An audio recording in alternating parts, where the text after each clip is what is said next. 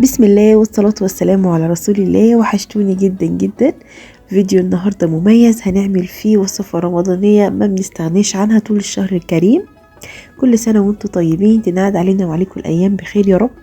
هنعمل النهاردة قطايف كده بعجينة بسيطة قوي، هتعجبك قوي قوي. العجينة بتاعتها سهلة وما بتاخدش خطوات كتير، يعني في 10 دقايق هتبقى عاملة كمية حلوة عندك، هتعجبك جدا جدا. ووصفتنا سهلة جدا جدا جدا. يلا بينا مع بعض نشوف عملناها ازاي. معايا هنا كوبايتين من الدقيق، دقيق متعدد الاستخدامات، ويفضل طبعا يكون نوع معلب نضيف. وهحط عليه نص معلقة صغيرة من الفانيليا، وعليها نص معلقة صغيرة من الخميرة البيرة، ونص معلقة صغيرة من الملح، وكمان نص معلقة صغيرة من السكر. كل مكونات الوصفة بتاعتنا النهاردة هكتبها لكم في صندوق الوصفة تحت الفيديو بالجرامات وبالكوباية. بالمضرب بتاعي قلبت العجين كده بس علشان خاطر اخلط كل المكونات مع بعض، وحطيت على كمية الكوبايتين الدقيق حطيت عليهم كوبايتين من المية. احتجت بعد كده حوالي معلقتين كبار من المية، فكل كوباية من الدقيق اخدت معايا كوباية ومعلقة من المية، طبعا على حسب نوع الدقيق بتاعك. انا هقولك دلوقتي خليكي معايا وهقولك ازاي توصلي للعجينة المظبوطة بحيث تبقى ضامنة ان هي تبقى كويسة معاكي، وكمان يبقى سمكها كويس، ما تبقاش العجينة تقيلة ولا كمان خفيفة.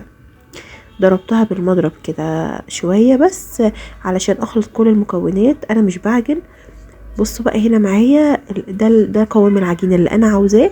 والحركة دي لما تيجي تعمليها بأي معلقة عندك، اي ظهر معلقة، اعملي الحركة دي علشان تتأكدي لما الخط ده يثبت كده والعجين ما ينزلش من على المعلقة كده، اعرفي ان انت كده وصلتي للسمك والقوام المناسب للعجينة بتاعتك. غطيتها بس بستريتش راب كده ربع ساعة بس، مش اكتر من ربع ساعة.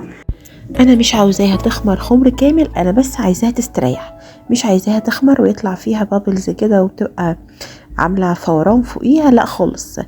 ربع ساعة بالكتير قوي، وبعد كده هنشيل الاسترتش راب ونبدأ نشتغل بيها. انا هنا بعد ربع ساعة شلت الغطا اللي احنا حطيناه.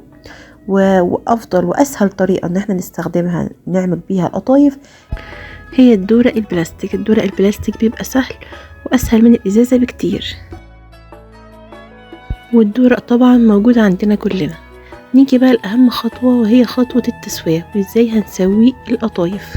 السطح اللي انت هتسوي عليه، بمعنى ان لو ما عندكيش صينية جرانيت او تيفال سميكة تكون ما بيلزقش فيها المعجنات، او جربتيها في واحدة كده ولزقت منك، فبلاش.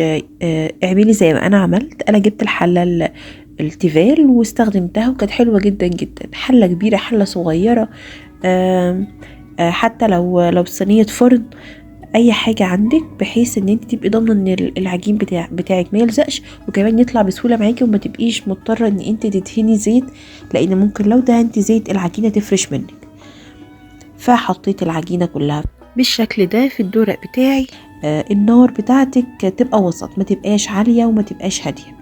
وعايزة اقولك ان في اول واحدة هتعمليها لو ما زبطتش معاكي عادي وطبيعي جدا لحد ما تتعودي على النار وتظبطيها، بحيث ان انت تعرفي تسوية القطايف اللي قدامك دي بتحتاج ان انت تشغلي انهي مستوى من النار، يعني تعلي الاول وبعد كده تهدي، او تهدي وتعلي. بس افضل حاجة ان انت تخلي النار وسط، وتبدأي تشوفي القطايف بتاعتك تاخد وقت قد ايه.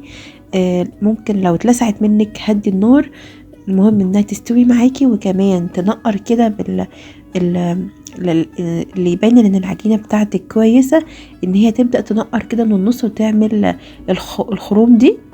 وكمان حاولي ما تحمريهاش قوي، يعني يفضل تطلعيها لونها فاتح، بحيث ان انت لسه كمان هتكملي التسويه بتاعتها في الزيت وانت بتقليها. انما لو طلعناها لونها غامق من الخطوه الاولانيه دي، ممكن تغمقي منك اكتر في الزيت ومش هتبقى حلوه خالص. فيفضل طبعا انت تطلعي لونها فاتح. بصوا جمالها مستويه والعجينه بتاعتها طريه قوي وحلوه جدا جدا. جربيها في كوبايتين من الدقيق، هتعمل لك كميه حلوه قوي قوي. وبعد كده احشيها وفرزيها، بتفضل عندك في الفريزر، بتطلع على الاستعمال على طول، يعني تطلعها من الفريزر على القليه، بتبقى حلوه جدا جدا جدا. ما بيجرالهاش اي حاجة، وبتسعفك بقى عزومات مفيش وقت تنزلي تشتري وتحشي لسه. فهي حلوة جدا، منجزة وسهلة، ولما بتحطيها في الفريزر وتطلعيها بتطلع حلوة جدا اكنها طازة لسه انت عاملاها.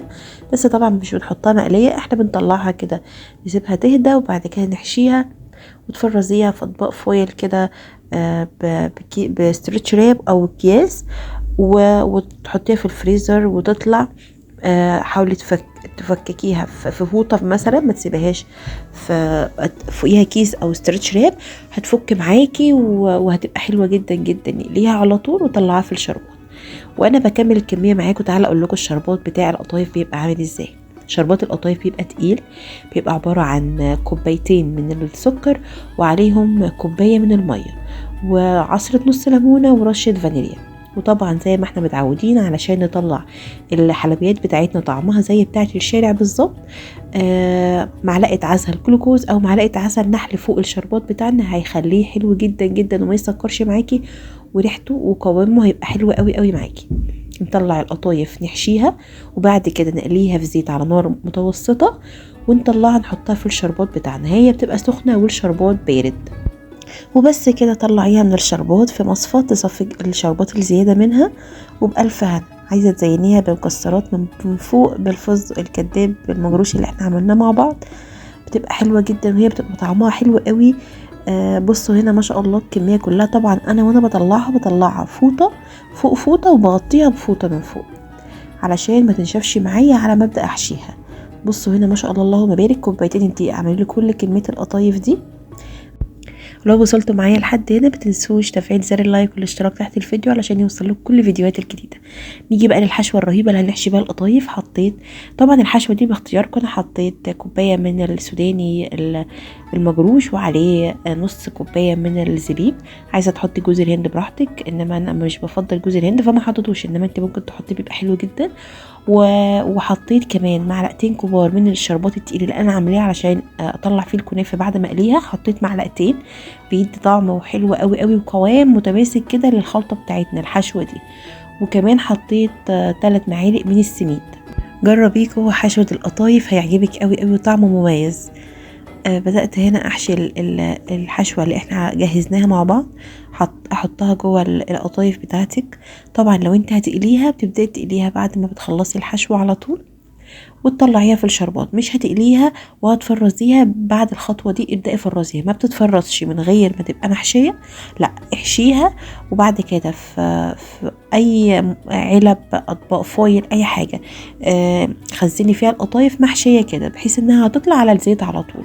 خلصت الكمية بتاعتي كلها ما شاء الله اللهم بارك، الكمية حلوة جدا. وعايزة اقولك والله طعمها وريحتها احلى واطعم من بتاعة الشارع كمان. جربوها تعجبكم قوي قوي قوي. اعملي كمية وفرزيها كلها، حلوة قوي وريحتها وطعمها تستاهل بجد انك تجربيها. مقرمشة من بره طرية من جوه، حلوة قوي. بصوا ما شاء الله اللهم بارك. جربوها وما تنسوش تكتبوا لي رأيكم في الكومنتات وتصلوا على الحبيب. والسلام عليكم ورحمة الله وبركاته.